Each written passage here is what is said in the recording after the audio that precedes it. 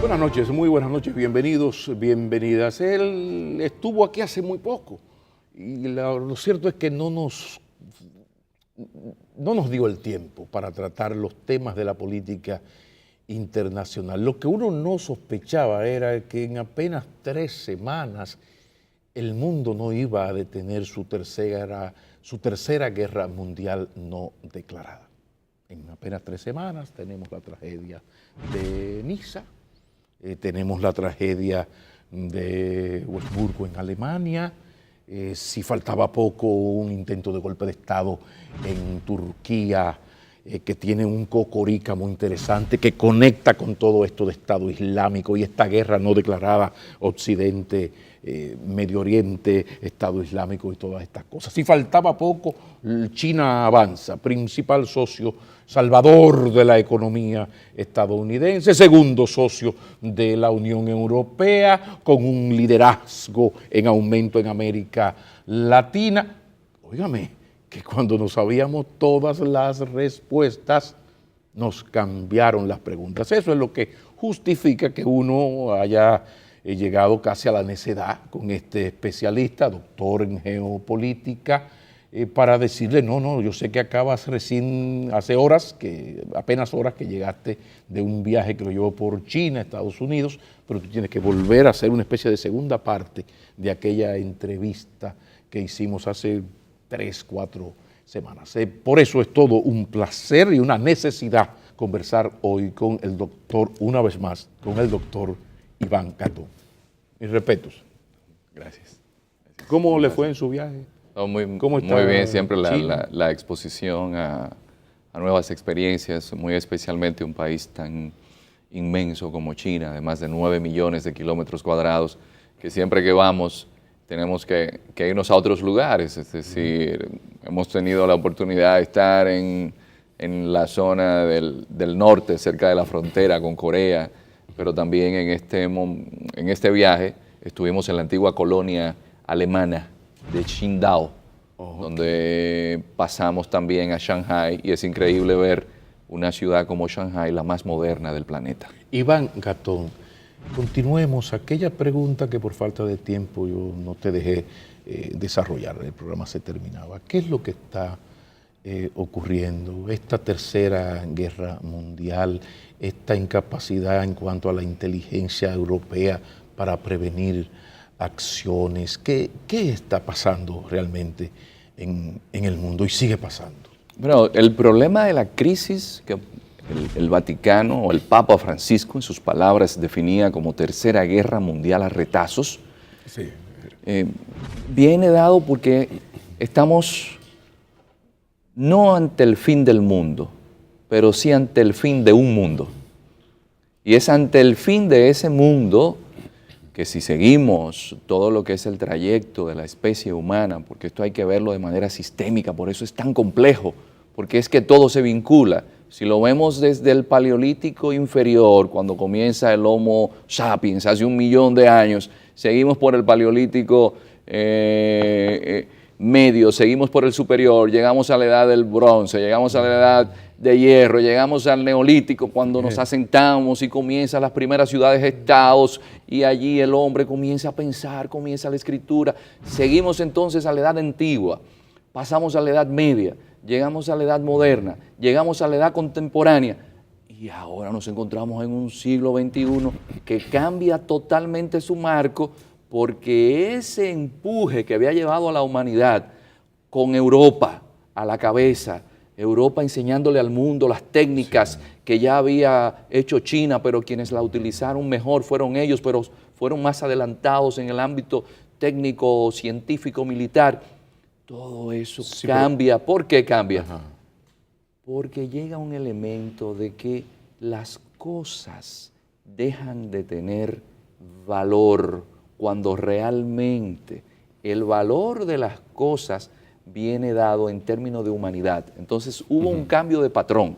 El patrón fue el económico. Entonces el patrón económico entra en una disputa con la sostenibilidad. ¿Puede el planeta? Sí. Porque usted mencionaba a China, pero China tiene 1.400 millones de habitantes. Entonces China tiene más clase media que la propia población americana, que son 300 millones de habitantes. ¿Puede tener el planeta sostenibilidad con Europa consumiendo, Estados Unidos consumiendo, China consumiendo? Por eso nos hemos cargado, como dirían los españoles, el medio ambiente. Y ahora tiene valor algo que no tenía valor en el PIB antes, que era el agua. Entonces nos han cambiado el planeta, pero también nos quedamos sin Guerra Fría, nos quedamos sin el enfrentamiento. Lo que pasa es que la Guerra Fría, el fin de la Guerra Fría, como el fracaso de la Unión Soviética, fuera el temor de la guerra nuclear, la globalización, la exportación a veces exitosa de los valores de la democracia, la universalización del Estado de Derecho, de la defensa de los derechos humanos, como nunca antes. Entonces la gente se puso optimista. De repente pasaron 15 años y ¿qué es lo que estamos viviendo? Pero es que había un enfrentamiento en aquel momento ante un enemigo que usted tenía bien ubicado y había equilibrio de poder. Pero entonces viene, como dice Fukuyama, viene el triunfo del liberalismo. Y ese triunfo del liberalismo le dio paso a una pornocracia. Pornocracia. Pornocracia. Tiene que desarrollar eso. ¿Por qué la ¿Qué es pornocracia? Porque el amor, que es un elemento fundamental desde la perspectiva griega para la relación entre los seres humanos, porque hay un tema, y es que hemos pasado por alto que los problemas políticos, quienes pueden resolverlo son los ciudadanos cambiando ellos, porque el impacto social que tiene cada ser humano, de ahí que en el terrorismo se busca un lobo solitario, porque es que cada ser humano es importante en su accionar para una mejor vida comunitaria. Entonces el cambio social no puede darse sin el cambio individual. Entonces para los griegos el amor es fundamental y hay tres formas de amor. Uno es el eros, que es el erotismo, ese amor de la lujuria, que atrae, que viene incluido en el paquete. Exacto. El otro es el amor del ágape, que es ese, el que tiene Dios, que nos da todo pero no nos pide nada. Y el otro es la filia, pero de la filia viene la porneia, y es ese amor glotón, que lo quiere todo, que no se despega, que es ese amor que tiene el niño cuando nace, que no se despega de la madre y que se convierte en un dictador. Y entonces ya grandes científicos sociales como Edgar Morin lo definen como la pornocracia. ¿Por qué? Porque quienes están gobernando, quienes están dirigiendo, han gobernado para una élite tan reducida que los tres individuos con más dinero del planeta tienen más dinero que los 48 países más pobres. Entonces se llegó a una pornocracia donde esa democracia liberal que implicaba la participación del ciudadano, lo que ha hecho simplemente es permitirle al ciudadano participar ejerciendo el sufragio al voto, no así en las decisiones que después esas personas van a tomar. Lo que hemos dicho tantas veces, que el mundo occidental ha llegado al peor de los escenarios, donde quienes gobiernan en verdad, en la realidad, en la última bendita instancia, son las grandes corporaciones. Ya el concepto Estado, el concepto gobierno es muy relativo. Vamos a una breve pausa porque tienes que explicarnos un poquito más esta guerra, Tercera Guerra Mundial, y te voy a pedir la posición o las posiciones de los países occidentales frente a lo que está ocurriendo, porque el Estado Islámico, dale que te pego, Estado Islámico, pero tiene armas que no son de Marte, compra camionetas, equipos que no son de Júpiter. Vamos a hablar de esta Tercera Guerra Mundial no declarada y sus efectos en la vida de la gente. Ya regresamos.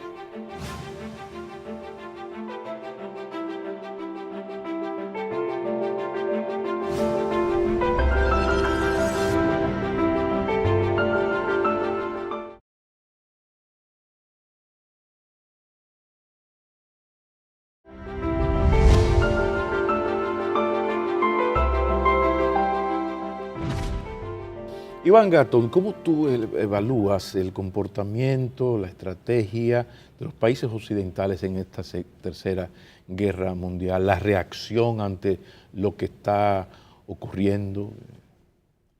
Una particularidad que la gente todavía no se detiene a mirar, y es que el terrorismo hace algo que solamente nosotros conocíamos desde la perspectiva teológica, y es llegar a tener el don de la ubicuidad, que es un don de Dios.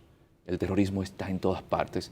Ahí ponían en primera plana de un periódico que había que estar en alerta porque el ISIS podía atacar Puerto Rico. Ahí tenemos el caso de Trinidad y Tobago, con una gran cantidad de musulmanes, donde ciudadanos de Trinidad y Tobago fueron a entrenarse y vivieron en la zona donde está el califa Ibrahim y regresaron a Trinidad y Tobago. Entonces, ya no estamos hablando de un fenómeno que usted tiene ubicados soldados donde van a pelear en la batalla de Verdún. No, el terrorismo va a estar donde quiera. Bien. ¿Cómo Occidente lo ha enfrentado? Hay un elemento que los chinos, en su sabiduría ancestral, y que les ha permitido ser la civilización viva más antigua del planeta, dicen: cuando se le abre la puerta a la ambición, se le cierra la puerta de la paz del alma. Occidente, con su codicia, financia grupos salafistas con dinero del petróleo que produce Arabia Saudita. ¿Cuáles son los grupos salafistas? El grupo salaf en árabe es purificación, y son los grupos que tienen la tendencia más rigorista dentro del Islam, que es el Islam wahhabí, y es el Islam que profesan los más árabes violentos, saudíes, más dados actos de los más terror, radicales, los que no permiten televisión, los que no permiten que las mujeres anden sin burka en la calle, los que no permiten que las mujeres siquiera manejen. En Arabia Saudita una mujer no puede tomar el guía de un vehículo.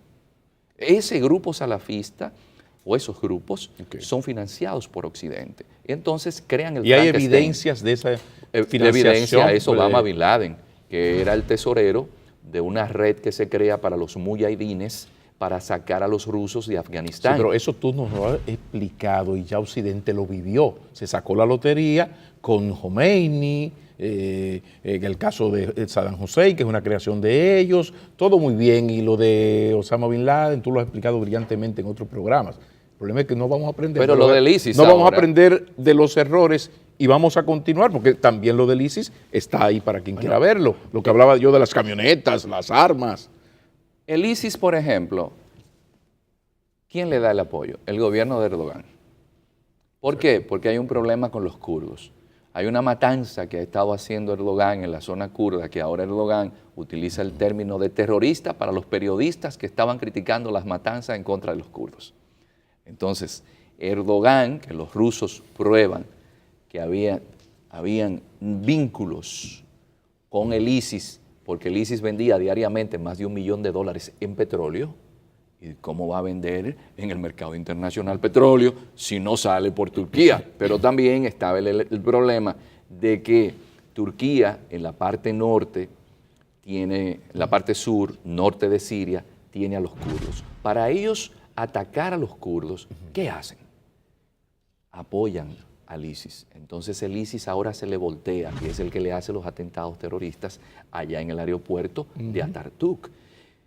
Es esa codicia de gente que está en el poder, fundamentalista, y cuando llega, todo lo ve desde una perspectiva maniquea. El que no está conmigo está contra mí. Muy bien, Iván. Lo que pasa es que hasta hace pocos años, Occidente estaba aquí, no exactamente hasta el 11 de septiembre, Occidente estaba aquí, y las tragedias donde se mataba centenares de miles de seres humanos, era o en África, en ese Medio Oriente. Entonces, iba, sobre todo los norteamericanos, anteriormente los belgas tienen una historia de horror, los franceses nunca son inocentes, muy bien.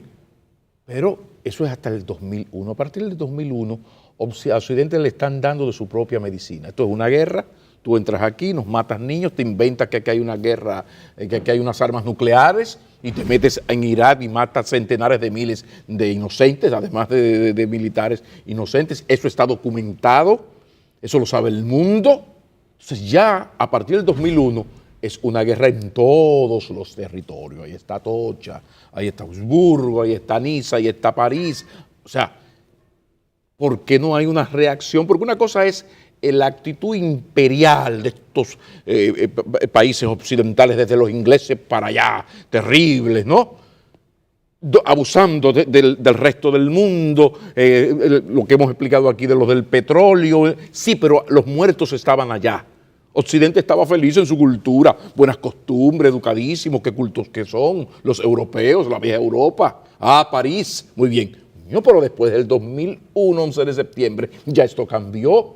Aquí uno vive al salto de las pulgas y uno no ve una reacción de ese Occidente que sabe que en este momento tenemos que suspender esta entrevista porque nos llegó préstame el celular que explotó una cuestión y hay 300 muertos en alguna capital europea. ¿Qué es lo que está pasando? Que no hay una reacción de la contundencia de la gravedad de lo que estamos viviendo. Por favor. Lo que sucede es que la crisis es tan profunda que las élites no saben siquiera cómo enfrentarla. Están perplejos. Se le ha complejizado todo tanto y la estatura que tienen no les permite llegar a encontrar la solución a la complejidad del problema. Y lo que están haciendo, y esto es lo desgraciado de lo que está pasando en este momento, que están dando más pábulo a ese terrorismo.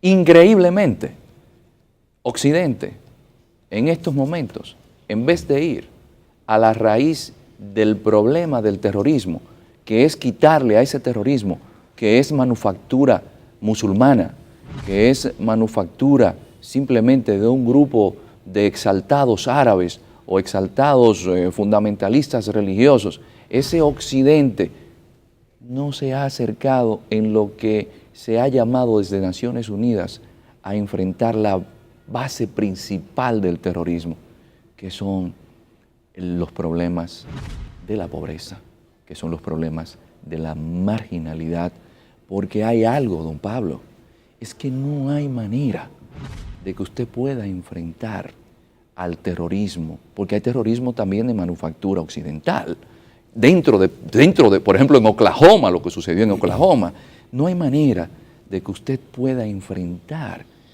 ese ímpetu del terrorismo que está en todo el mundo ahora, si usted no enfrenta las causas.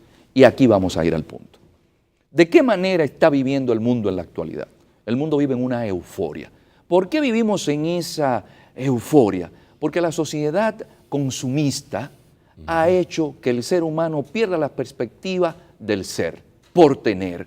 Entonces, no hay tanto para tanta gente, pero peor aún, y es como reflexiona el Papa Francisco, que hay que venir a él de nuevo porque nos ha servido de tanque de oxígeno en medio de todo este caos en el cual nos encontramos. Es que el ser humano necesita ser. El ser humano que no es, de nada le vale tener. Entonces, no se está trabajando en la inhumanidad que ha provocado la propia sociedad de consumo. Y esa sociedad de consumo se refleja en ¿qué? El principal negocio del mundo sigue siendo la venta de armas. El ser humano que actúa por instinto lo que busca es protegerse. ¿Y qué hace? Utiliza la violencia. Pero el otro gran negocio del planeta es las drogas. Pero el que tiene un vacío existencial tiene que refugiarse en algo. Otro gran negocio del planeta. Pero esa sociedad entonces lo ve como un delincuente y no como un enfermo, una víctima de esa situación. Pero es que tiene que llenar sus vacíos existenciales. Y después viene otro más, el alcohol.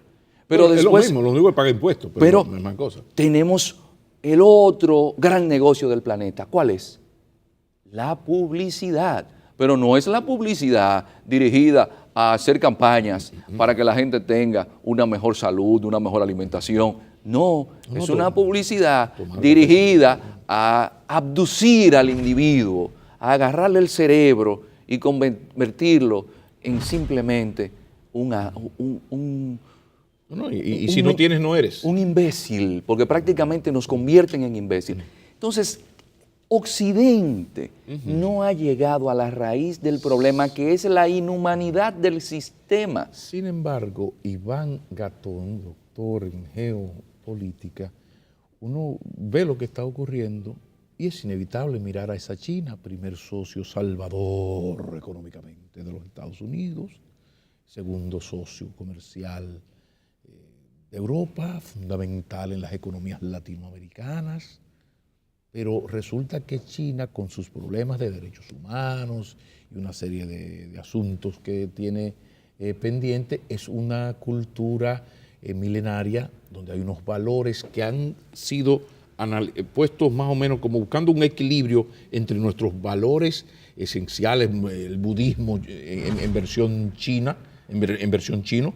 la lucha contra la corrupción, las fronteras, el problema del consumismo. O sea, ellos han desarrollado su capitalismo cuidándose en parte de esos excesos, quizás porque no han llegado ahí, pero tienen el sostén de la parte del ser que le da todas estas prácticas budistas, yo digo budistas porque agrupa, taoístas. o sea, Confucio, Tao, pero todo anda por ahí, ¿no?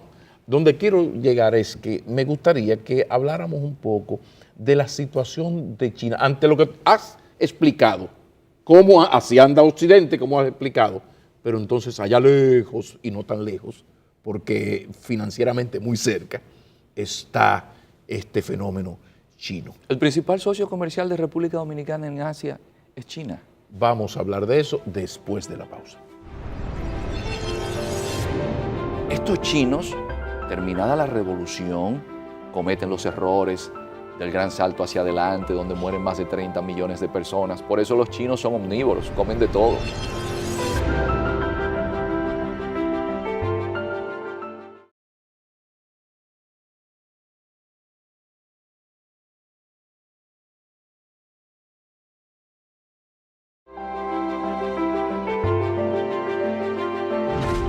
Iván Gatón, ante este escenario brillantemente expuesto por ti de Occidente y sus asuntos, el fenómeno chino. China cada vez avanza. ¿Cómo tú ves el futuro a corto plazo de Occidente en cuanto a los avances de esta China que no para de parar, no para de avanzar, de crecer, pero, insisto, tiene una salud mental, para decirlo de alguna manera, que ha perdido Occidente?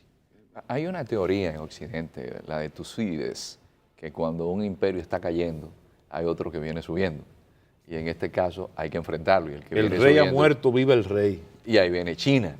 Entonces, Napoleón Bonaparte, en un momento decía, cuando China despierte. Napoleón Bonaparte dijo, cuando China despierte, debemos tener cuidado en el mundo. Y parece que China despertó, porque China, que fue la civilización más desarrollada hasta el siglo XIX, de ahí que los ingleses le inventaran la guerra del opio y que le provocaran la muerte de los 1000 pedazos, que es cuando alguien se tortura, pero se mantiene vivo, destruyéndole cada una de las partes de su ser. A China fueron los alemanes, le tomaron un área, fueron los franceses, primero los portugueses, que le quitaron Macao y se lo devolvieron a final del siglo XX. Qué bueno recordar estas cosas. Estos son datos importantísimos. Sí, porque esto es algo que guardan los chinos en su interior, de cómo Occidente se los repartió. Quizás sin rencor, pero sin olvido. Sin olvido. Y ellos hicieron una muralla de 8.000 kilómetros de largo para protegerse de los bárbaros, para que ni siquiera entraran. Porque a ellos no les interesaba estar con la gleba insurrecta del mundo que estaba más allá de sus murallas y más allá del mar amarillo. Entonces, esos chinos, ¿por qué pueden llegar a donde se encuentran? Porque los chinos entran al comunismo con Zvigliev, que es un holandés el que organiza el Partido Comunista en chino. No es un chino. En China lo que tenemos es, con la caída de la dinastía Qing, que llega Chiang Kai-shek, pero es a partir de Sun Yat-sen, que es el que crea la República de China. Por eso la celebración tanto de Taiwán como de China popular. Pero estos chinos, terminada la revolución, cometen los errores del gran salto hacia adelante, donde mueren más de 30 millones de personas. Por eso los chinos son omnívoros, comen de todos. Las sociedades donde se ha pasado hambre, claro, la gente tiene que comer de todo. Pero llega la revolución cultural, que fue un desastre. Ahí murieron casi 2 millones de personas.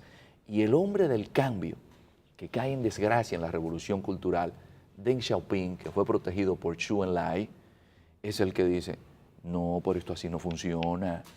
En Singapur está Lee Kuan-yew, que es un dictador. Incluso el hijo es el presidente de Singapur, pero nadie habla de eso. Según los organismos observadores internacionales, en Singapur no se puede hablar de democracia. Dicen, pero ahí en Singapur hay una gran cantidad de chinos y les va muy bien. Pero la economía de Indonesia la manejan los chinos y les va muy bien. La economía de Malasia la manejan los chinos y les va muy bien. Lo que vamos a hacer es, como ya tenemos una experiencia de una monarquía, tengamos aquí la casta del partido. Un partido que, dicho sea de paso, es un partido que tiene un ejército. El Ejército de Liberación Popular Chino, porque eso es un error. No se ha desmantelado nunca. No, porque es un error. Cuando usted va a hacer un cambio, usted lo primero que tiene que asegurarse es las Fuerzas Armadas y crear su propio ejército. Eso lo hizo Fidel Castro y eso lo hicieron los chinos y nunca ha existido un intento de golpe de Estado. Claro. Y Deng Xiaoping dice, no, pero vamos a buscarle, porque a los chinos les gustan las palabras hermosas, porque para ellos la semántica es fundamental también. Socialismo democrático de mercado, pero a lo chino. Ustedes quieren inversión, vengan. Yo les voy a crear a ustedes en la zona costera.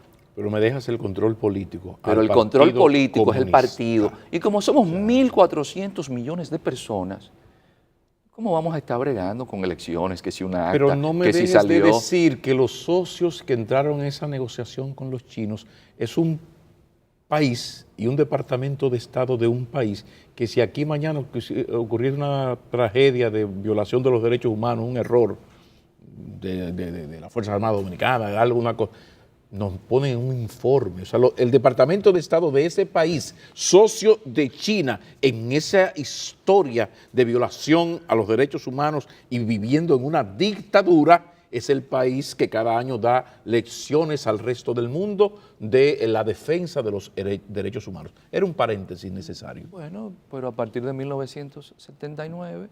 Y el modelo ahora va a Cuba, con el Partido Comunista, el mismo modelo.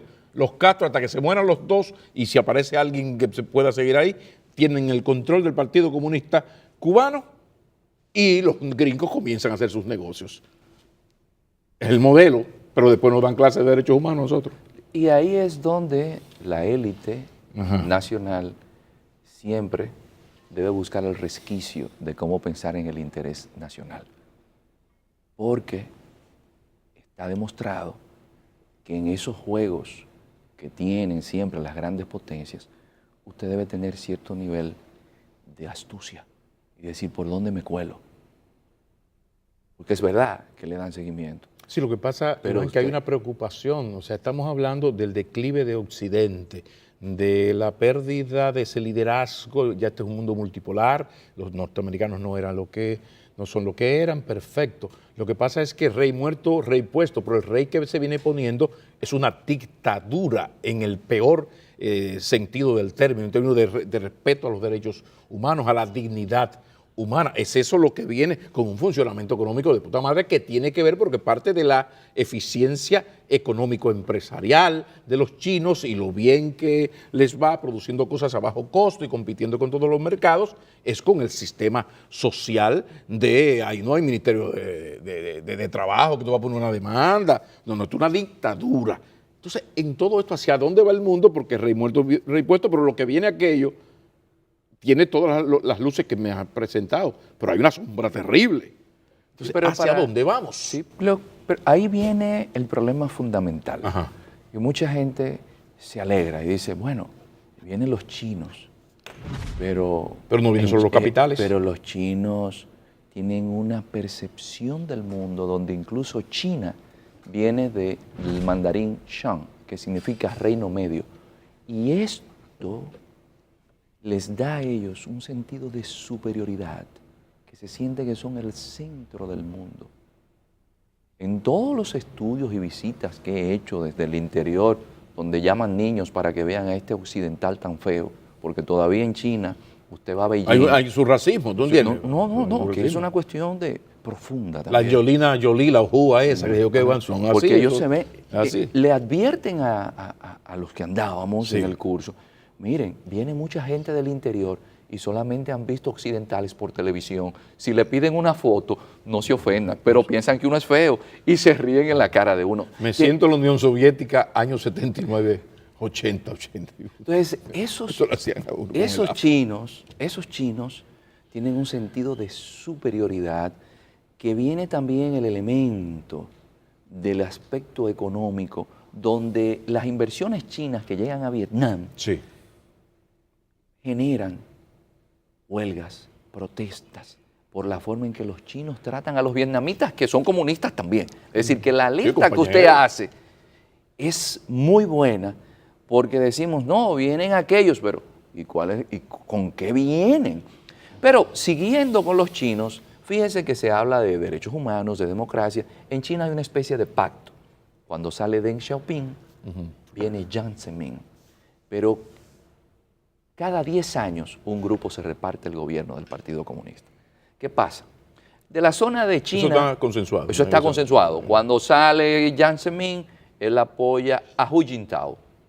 Y Hu Jintao y Wen Jiabao, presidente, primer ministro, son 10 años. El grupo Medina toma el control 2012. Entonces, en el 22, el grupo Fernández o quien esté representante del grupo Fernández, más o menos así lo van cambiando. Así lo van cambiando. Entonces, ahora, cuando sale Hu Jintao, entra un grupo nuevo. Xi Jinping y el presidente y el primer ministro Li Keqiang. Pero ese grupo, cuando pasa... 10 años. Esos 10 años, tranquilo, no molesta, bien, o sea... Te toca a ti ahora. Viene, Iván. Okay. 10 años. Eso está hablado. En 10 años, el grupo que llegó, ese es el que va a gobernar. Y Occidente, entonces, que está predicando democracia, va donde los chinos y le dice, mira, yo necesito las inversiones tuyas. Y le están comprando los equipos de fútbol, pero también les están comprando las grandes compañías cinematográficas.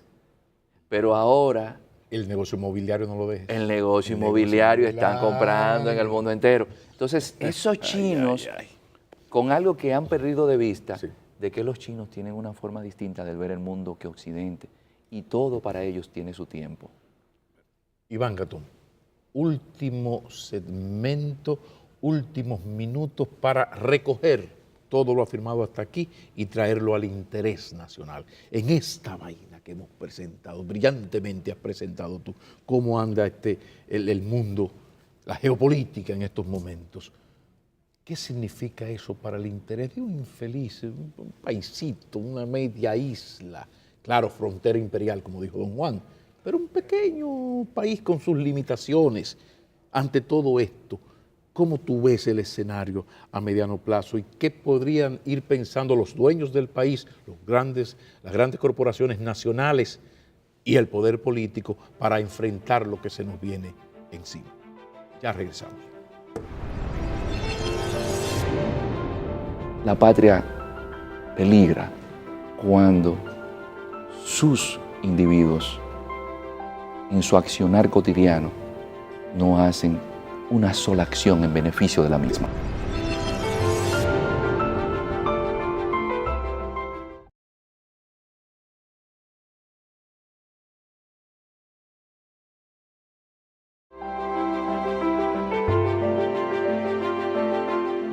En este mundo complicado y marrullero, el interés nacional de esta pequeña media isla tan amada. ¿Qué hacer? ¿Qué estamos haciendo? ¿Cómo hacerlo? ¿Qué nos puedes decir? Lo mejor de lo difícil en el caos que se encuentra el mundo, y como usted decía, a veces pensamos que somos el centro del planeta, y siempre reitero que cuando estoy en el Asia tengo que ubicar al país vecino para que me ubiquen. ¿Cuba o Haití? ¿Qué mencionan más? Haití. Haití. Haití. O sea, cuando tú hablas de la isla, Haití. Haití. Entonces te sale el dominicano. Dice, no. República Dominicana, las 3/4 partes de la isla. Esa explicación la hemos tenido que hacer muchas veces. Es decir, y ahí nosotros debemos, como país, pensar profundamente en cómo está nuestro sentido de responsabilidad con el futuro del mismo. Algo que usted identifica en ese mundo asiático es esa autoestima, esa propia valía, pero esos esfuerzos también por engrandecer el país de donde pertenecen. Entonces, si usted prefiere ser ciudadano honorífico de otro país, si usted prefiere saltarse por encima todas las reglas establecidas, simplemente por el beneficio particular, usted no está de ninguna forma contribuyendo al mejor futuro de la patria. Quizás un elemento fundamental que tuvimos las personas que estudiamos en escuelas públicas es que nos hablaban de Duarte, Sánchez y Mella y nos daban también esa clase sobre los trinitarios que le dejaron a uno ese idealismo de la patria. Pero la patria, lamentablemente, y esto dejo de lado todos los atavíos políticos y profesionales, la patria peligra cuando sus individuos en su accionar cotidiano no hacen una sola acción en beneficio de la misma. Te has ido al meollo, y yo insisto mucho en eso desde Krishnamurti. La primera revolución es revolucionarse, o desde Gandhi con aquello de sé tú el cambio que quieres para el mundo. Ahora, fuera de esto fundamental, como Estado dominicano, ¿qué estrategia puede está desarrollando quizás el gobierno dominicano, el Estado dominicano, frente a este escenario que has descrito brillantemente? Bueno, ¿de qué manera podemos, comercio internacional, tratados bilaterales, nuestra relación con Europa, el problema con los Estados Unidos, ¿de qué manera? Es que él sabe que usted observa, y en nuestro país están todas las recetas ya. Nosotros hemos contratado mucha gente para que nos diga qué es lo que hay que hacer. Por eso hablo de hacer. ¿Sí? Ya no, porque ya el informe Atalí está ahí, de Jack Atalí está ahí, y la Estrategia Nacional de Desarrollo está ahí. Ataley es. Por eso hablaba del ser, porque el principal inconveniente entonces que encuentra el director de la orquesta que dirige el país son los egos de cada uno de sus músicos. Y no hay forma de que se pueda compaginar bien. Y no hay forma de que esa orquesta pueda tocar bien, porque es que de una manera u otra, cuando usted tiene, por ejemplo, ubicado el mercado del Caribe, que usted dice que una islita como Santa Lucía, que produce nada, República Dominicana exporta 20 millones de dólares. Que en cada una de esas islitas del Caribe es donde tenemos superávit comercial. Sin embargo, ¿cuál es la presencia nuestra en esas islitas? Son asuntos evidentes. El acercamiento al CARICOM, pero tenemos una representación en la sede del CARICOM en Guyana. Es decir, tenemos allí un embajador. Son de los elementos que, por eso decían, me quito el atavío político, el atavío, digamos, el compromiso que uno tiene, porque este es un espacio también para que reflexionemos. El Caribe, por ejemplo, es nuestro principal socio comercial, donde tenemos superávit. Pues vamos a hacer más presencia en esa zona. Hay algo muy positivo, sin lugar a dudas, en República Dominicana no existe nadie, y en el Caribe, que conozca mejor esa área que Iván Ogando. Y la Cancillería lo llevó y lo tiene manejando el área del Caribe. Ya eso es un punto positivo. Un paso de avance.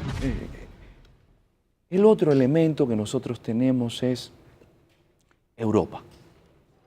¿Cómo nosotros entonces podemos tener oferta exportable? Porque aquí se habla de exportar, pero lo que consumen los turistas que vienen, los que consumen los haitianos y lo que consumimos nosotros aquí, ahí se va parte de la producción, y hay productos que consumimos diariamente que hay que importarlo y creemos que son de aquí.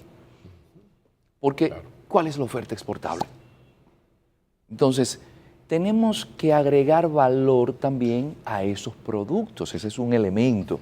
De ahí que nosotros vemos con muy buenos ojos de cómo a la agricultura se le ha estado dedicando esa atención, y más en el aspecto orgánico. De aquí la conclusión es la siguiente: no hay manera de que el país pueda salir adelante si cada uno de nosotros todos los días no se pone a dedicarle al altar del país, aunque sea un minuto de oración. Muchísimas gracias. ni una palabra más o lo dañamos. Como esperaba y ocurre casi siempre, todo un placer conversar con personas que tienen calidades para hablar cosas fundamentales desde una experiencia y una formación. Así que muchísimas gracias una vez más, ya tú eres un habitué y yo espero que la próxima vez que vengas al programa sea porque vamos a desarrollar tal o cual tema y no por esta visita de esta entrega que ha tenido que ver con el drama de Occidente y esta tercera guerra mundial no declarada. Muchísimas gracias y a ustedes las gracias que una vez más nos han soportado. Una feliz noche, feliz fin de semana, si es en familia, mucho mejor, mucho mejor.